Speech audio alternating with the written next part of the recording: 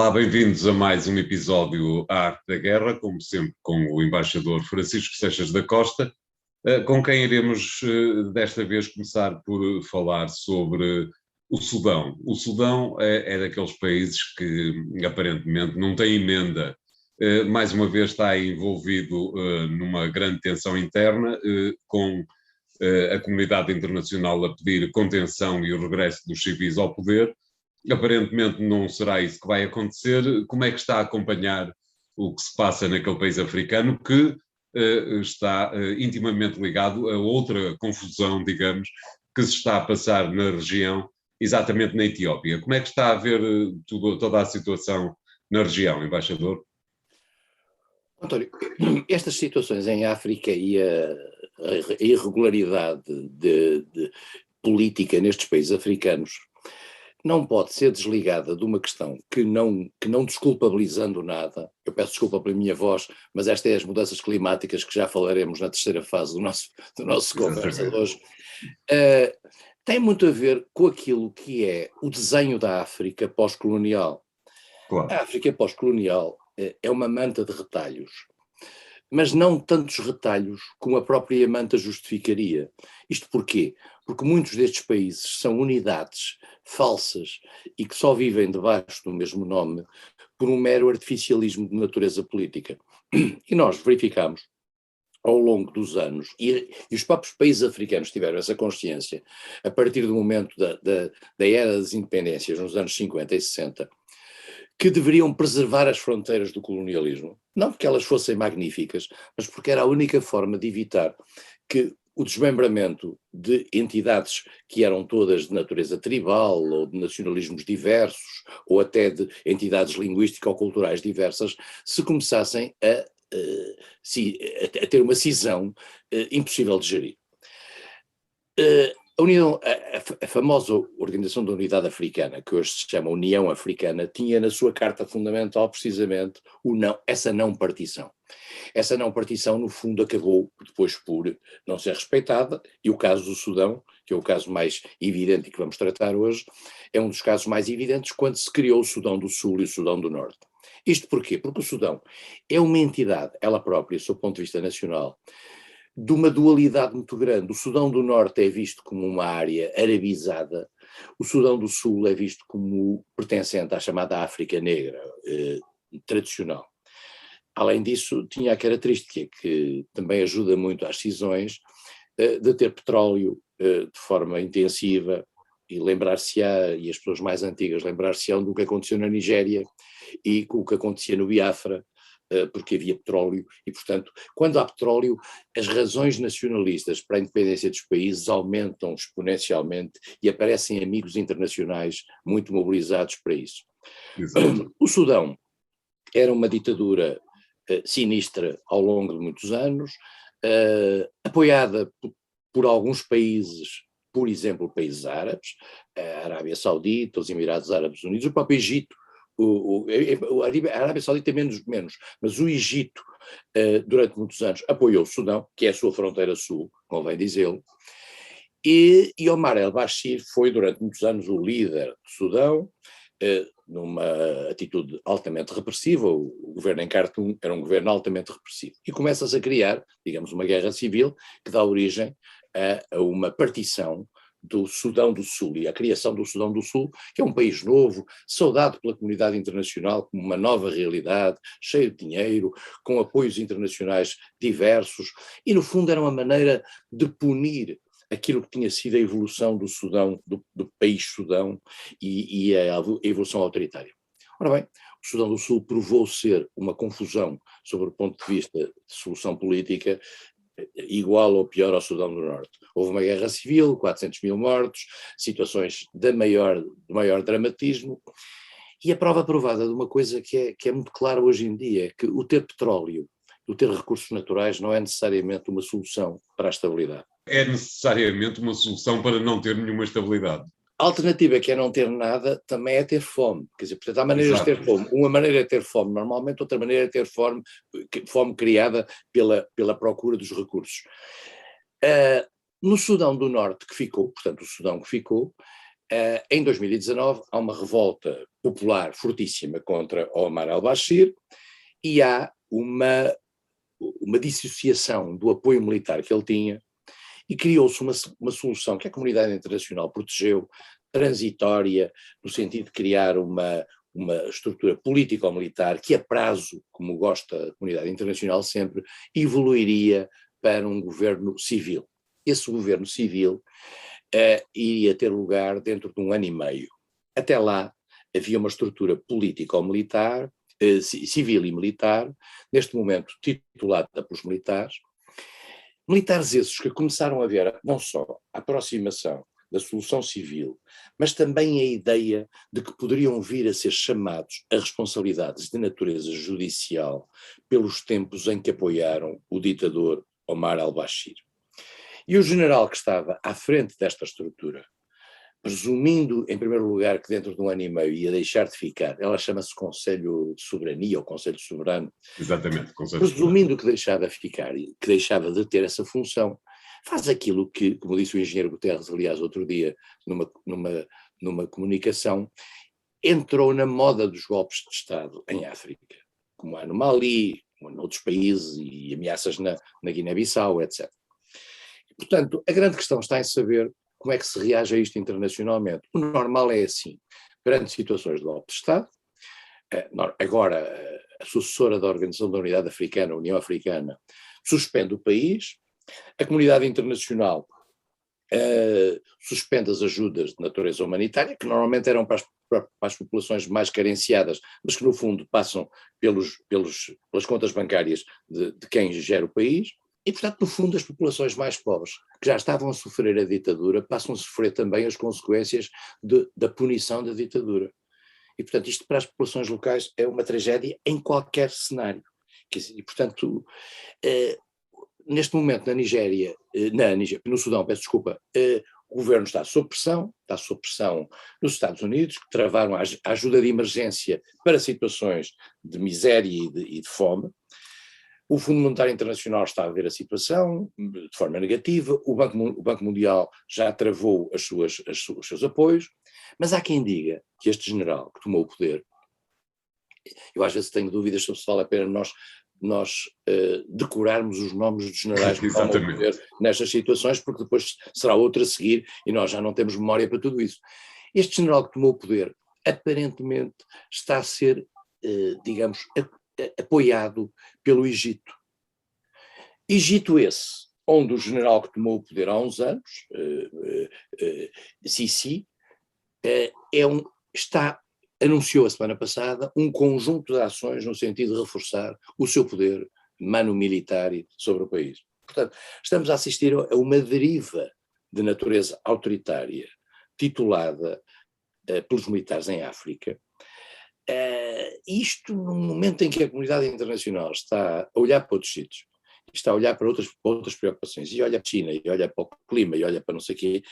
Estes países fazem estas derivas e vão colocando, digamos, os nomes destes generais que nós não decoramos, pelo menos ficam na Wikipédia, o que para as famílias deve ser ótimo. Não conviria, Sr. Embaixador, e há pouco quando estava a descrever o relacionamento entre os militares e os civis no Sudão, de repente lembrei-me que exatamente a mesma descrição poderia ser usada, por exemplo, para Myanmar, mas com certeza para muitos outros sítios. Portanto, a questão é, não conviria à comunidade internacional, ao Ocidente, deixar o cinismo que é apoiar estes regimes, sabendo à partida que eles vão inevitavelmente correr mal? Eu penso que há um sentimento, eu vou dizer isto com toda a candura, eu acho que por vezes, por parte dos regimes ocidentais, há um certo sentimento cínico de que se calhar uma ditadura, perante situações de disrupção nacional, étnica, tribal, regional, sectária, é capaz de ser uma solução que lhes vale a pena apoiar. E nós vimos que no passado, democracias sólidas como os Estados Unidos, ou como a França, ou como o Reino Unido, não deixaram de dar apoio a ditaduras e a regimes ditatoriais em vários locais, nessa perspectiva. E por outro lado também temos uma outra questão, é que do outro lado estão as fardas e os militares. Claro. Estas fardas e estes militares não existem sozinhos. As armas que eles utilizam vendem-se em qualquer sítio. Exato. Nós sabemos onde é que elas se vendem. Exatamente. Portanto, podem ir buscá-las. E aí o mundo ocidental está numa competição diversa. Está numa competição com a Rússia, está numa competição com a República Checa, está numa competição com a China. Esses países fornecem armamentos militares. E, portanto, os militares estão ali, são vistos no país como uma espécie de guarda pretoriana do poder. Agora, em muitos casos, o António referiu o caso de Myanmar, que é típico, mas, peço desculpa, mas vou até buscar um exemplo um bocadinho mais de língua portuguesa. Até no caso do Brasil, os militares estão cada vez mais envolvidos na gestão dos assuntos económicos. Claro. E, portanto, trata-se de uma classe envolvida na partilha dos recursos económicos do país. E, portanto, quando são afastados disso, veja o caso da Guiné-Bissau, e veja o caso, porque é que não há, a Guiné-Bissau que não tem uma ameaça exterior muito grande, há os problemas de Casamance, mas não tem problemas com a Guiné, com a Guiné-Conakry, porque é que tem este monstro militar permanentemente ali? Em primeiro lugar, tenho porque no fundo, aquilo que deriva da história, que são os sucessores daqueles que estiveram envolvidos na luta para a independência. Mas depois é a criação de uma macroestrutura social e institucional, que são os ganhadores de tudo aquilo em que haja transferências de dinheiro para o país. Claro. Normalmente vistos à luz de uma atitude de defesa do interesse nacional e da autonomia nacional, mas na realidade os militares estão por aí. E aí, de facto, é muito difícil desmontar estas questões. E em África os militares são um poder em todo o lado. Em todo o lado. Umas vezes estão com um ditador, outras vezes abrem caminho para a democracia, desde que a democracia os não ponha em causa. O caso mais evidente, que falámos há bocadinho, é o Egito. No Egito há um regime militar de décadas, desde Nasser, após a ditadura, digamos, do civil, até às eleições da Praça Tahrir e todo aquele grande movimento da Praça Tahrir. Ganham os movimentos islamistas. Os movimentos islamistas têm uma concepção do poder totalitária. E vêm os militares resgatar o país outra vez. E, portanto, Al-Sisi, que está no poder desde então, fechou o ciclo. Neste ciclo convém lembrar uma coisa, que eu sei que não é conveniente às vezes para as memórias ocidentais. Nunca os Estados Unidos, ao longo de todo este ciclo, ditadura, democracia, entrada dos islamistas, chegada do Al-Sisi outra vez, que é no fundo Mubarak II, nunca os Estados Unidos deixaram de ter o Egito como um dos destinos maiores do seu financiamento de natureza económica, militar na região. Exato. E, portanto, nós temos que perceber que há aqui uma lógica que passa para além destas coisas muito bonitas da democracia, etc., por muito que o engenheiro Guterres, coitado, das Nações Unidas, diga aquilo que é obrigado a dizer e que naturalmente até corresponde àquilo que humanamente ele deve dizer. Muito bem, vamos fazer aqui um pequeno intervalo para voltarmos de seguida com o tema do Japão, que teve eleições este fim de semana. Até já.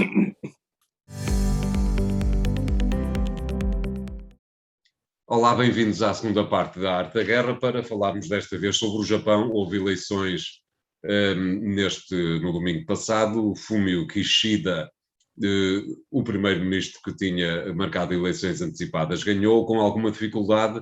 Pergunto-lhe como viu as legislativas neste país, sendo certo que queria também avançar com uma outra questão paralela, que é: por que razão é que o Japão deixou de estar na agenda mediática do Ocidente? O Japão tem desde a Segunda Guerra Mundial uma posição de autocontenção no plano da afirmação externa, nomeadamente no plano da afirmação externa de natureza militar. O Japão fez uma autorrestrição da sua capacidade de afirmação militar. Criou umas forças de autodefesa, mas comprometeu-se, o artigo 9º da Constituição japonesa assim o obriga, a não ter forças ofensivas. E o Japão, ao longo destes anos, funcionou no plano internacional como um soft power. Primeiro nas questões das tecnologias, houve uma quebra das tecnologias ao longo dos últimos anos que também se pode explicar, mas depois o Japão substituiu isso por uma política de ajuda ao desenvolvimento, muito interessante em variados setores, e uma atitude promotora da paz e tentando o mais possível não se envolver em questiúnculas internacionais. E para os Estados Unidos foi um parceiro simpático ao longo de todos estes anos. Nós temos uma tentação de olhar para o Japão sempre menos personalizadamente e mais os japoneses em geral, e nós temos uma espécie de caracterização geral dos japoneses. Na realidade, o Japão é um país que tem uma história muito pesada, até na sua própria relação com a Coreia, com as Coreias, com a China. É o Japão que invade a China e não o contrário. O Japão agora, com a Rússia. O Japão agora emerge nesta situação, porquê? E está a começar a emergir, porque, em primeiro lugar, não se esqueça que o primeiro-ministro japonês, Suga, que substituiu Abe, e antes ainda do primeiro-ministro Kishida, foi o primeiro a ser recebido por Joe Biden. Porque o Japão começa a ser uma carta importante naquilo que é o novo posicionamento americano no quadro Indo-Pacífico. O Japão faz parte do Quad, aquela estrutura criada entre os Estados Unidos, a Índia, o Japão e a Austrália para as questões da natureza estratégica. O Japão está ali a 2 passos de Taiwan. O Japão tem um contencioso conhecido com a China, já histórico, e depois proximamente relativamente a umas ilhas que estão ali próximas, e também se verificou, ou se relembrou agora, que tem um outro contencioso com a Rússia relativamente a uma certa fase das Ilhas Kurilhas, um certo setor das Ilhas Kurilhas. O Japão está a ser cooptado pelos Estados Unidos para esta guerra, se assim se pode dizer, entre aspas. Politicamente, o Japão é muito interessante, porque nós falamos muito, a propósito do México, falamos sempre da mexicanização dos países, porque a mexicanização dos países, porque o Partido Revolucionário Institucional esteve no México no poder durante não sei quantos anos. No Japão, o Partido Liberal Democrático está no poder praticamente desde a Segunda Guerra Mundial, com as pequeninas exceções de um partido mais à esquerda ter ganho e não ter deixado uma boa memória na vida japonesa. E, portanto, neste momento, o Partido Liberal Democrático, com subidas e descidas, tem-se mantido, digamos, no poder, coligado a um partido com menor, que é o Partido Komeito, que é um partido mais sereno, eu diria, mais comedido no plano da ação externa.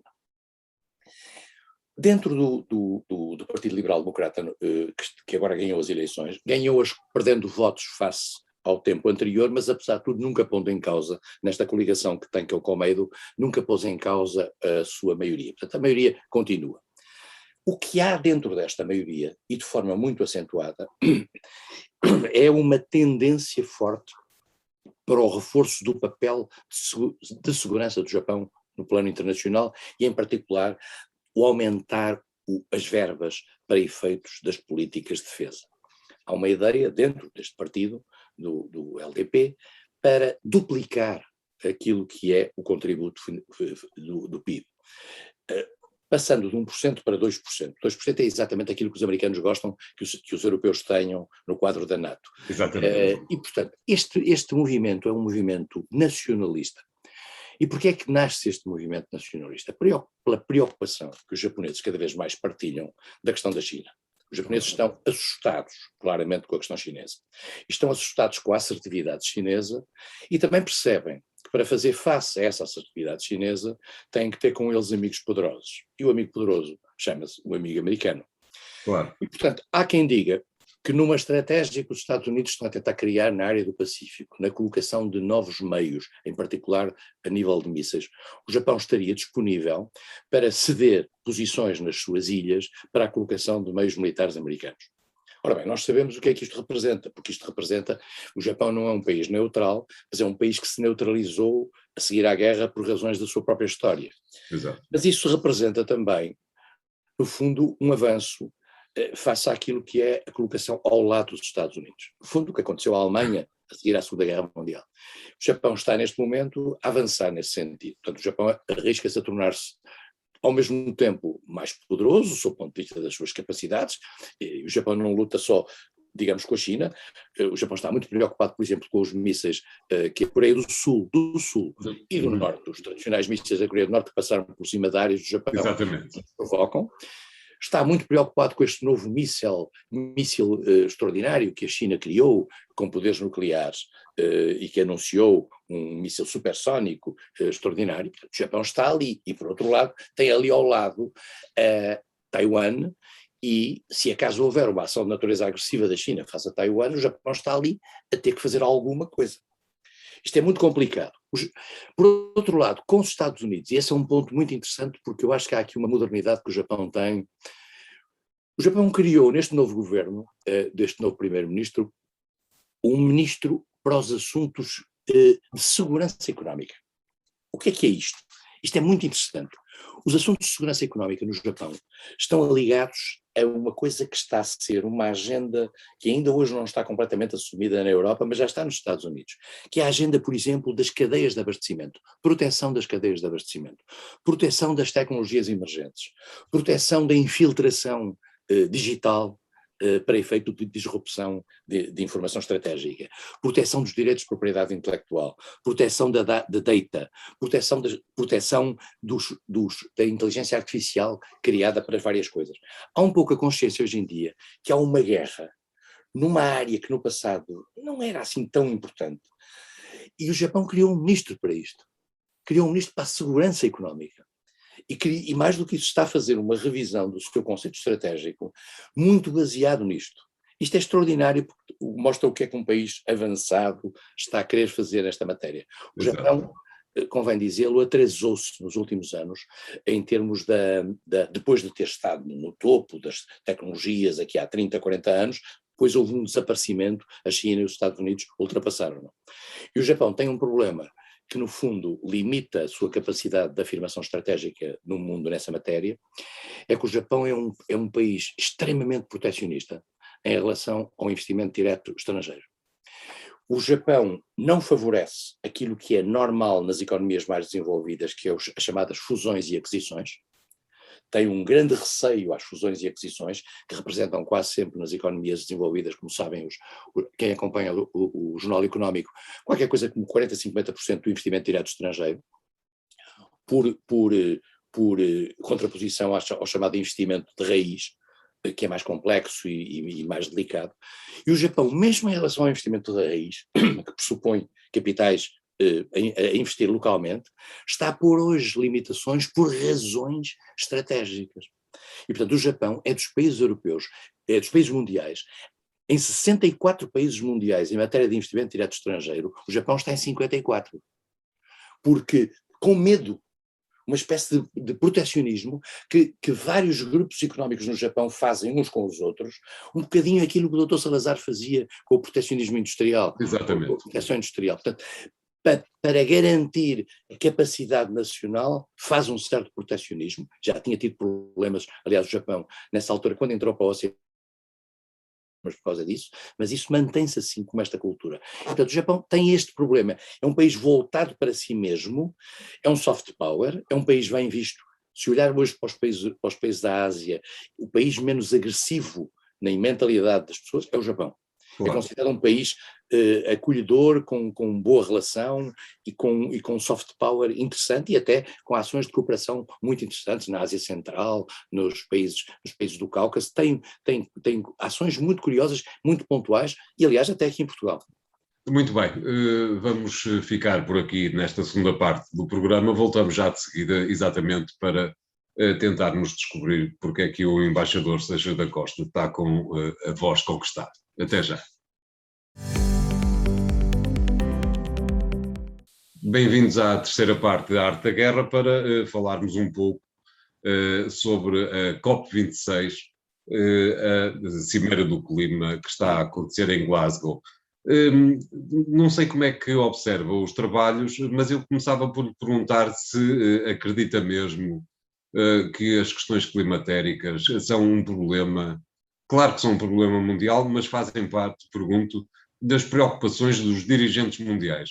Recordo só muito brevemente que uma das primeiras decisões dos dirigentes mundiais, quando a questão do clima foi colocada em primeiro plano, foi a criação da chamada Bolsa de Carbono, que era uma coisa absolutamente extravagante, porque evidentemente não resolvia nada dos problemas da emissão de carbono, e recordo também que a maioria, uma parte muito substancial dos partidos do Ocidente, dos Estados Unidos e da Europa, da União Europeia, decidiram muito recentemente que as questões do clima deviam passar a fazer parte das agendas e dos programas desses partidos. Tudo isso aconteceu a partir de maio de 2019, data em que houve as últimas eleições europeias e toda a gente percebeu que a questão do clima tinha sido a questão que tinha alavancado o crescimento da importância dos partidos ecologistas. Portanto, de alguma forma, um pouco perversamente, pergunto-lhe se acredita nestas bondades todas que estão a ser, perdão, que estão a ser propagandeadas a partir de Glasgow. António, a questão do clima e das mudanças climáticas, a questão do ambiente em geral, é uma agenda do bem, é uma agenda normalmente de pessoas que olham para o futuro com alguma atenção antes da generalidade das pessoas olharem. Estou-me a lembrar de Gonçalo Ribeiro Teles, de Carlos Pimenta, e do sorriso que normalmente acompanhava a leitura que se fazia daquilo que eram as suas previsões. Tem consigo um defeito, porque estes anúncios das catástrofes ambientais são normalmente, as catástrofes ainda não tiveram lugar, estão a ter lugar lentamente, e é muito difícil para as pessoas perceberem que há um abismo à frente de si antes de o verem. E por isso mesmo o mundo está a começar a ficar sensibilizado, cada vez mais sensibilizado por estas questões,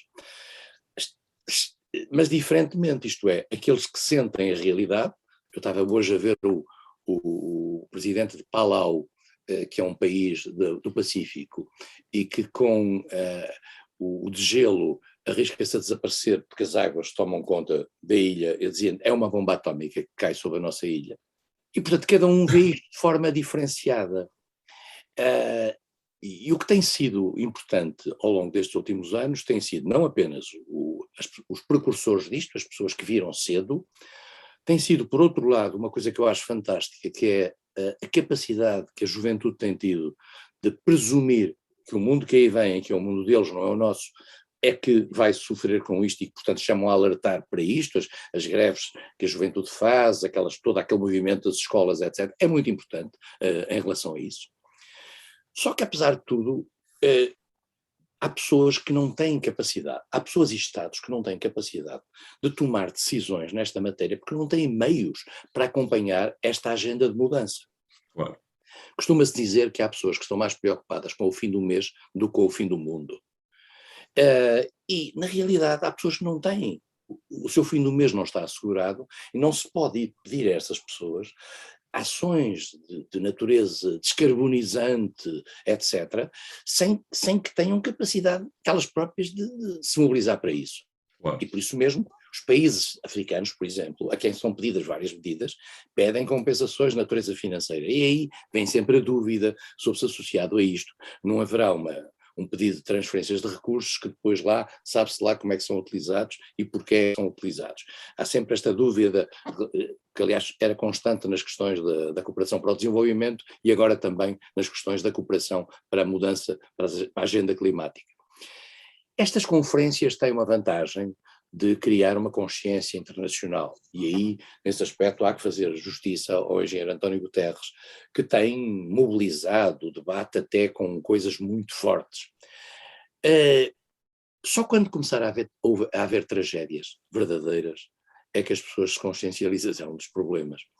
E as tragédias verdadeiras terão que sê-lo, não necessariamente de uma cidade que é meio invadida e que depois que... Mas quer dizer, quando amanhã uma parte da Holanda não conseguir que os diques sejam suficientes para aguentar o próprio país, talvez o mundo reaja relativamente a isso. Agora, há aqui uma coisa que eu, aliás, há dias escrevi e que não é muito simpático dizer, que é o seguinte: pode haver um momento em que as medidas que sejam vistas como imperativas para travar a tragédia climática possam não ser democraticamente aceites.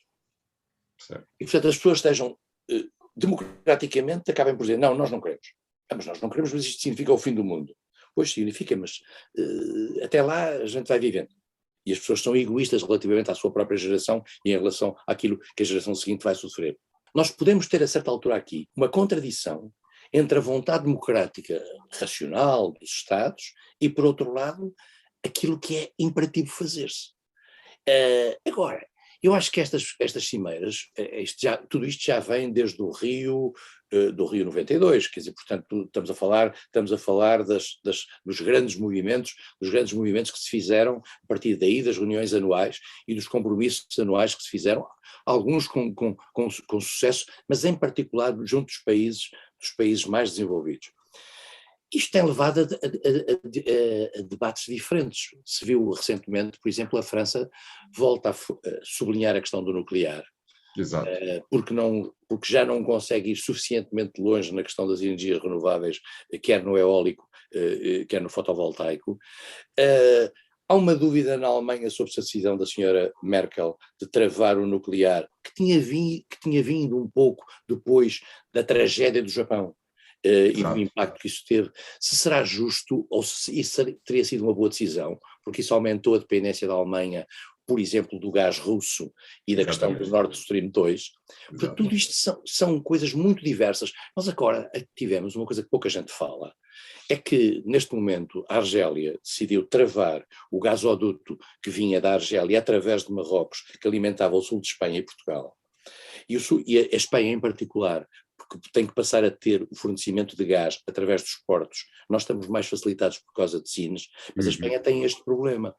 Nós estamos aqui com uma interdependência mundial fortíssima nesta matéria, e em que as energias fósseis, como seja o gás, o petróleo, o gás de xisto, são ainda, apesar de tudo, fundamentais para muitos países.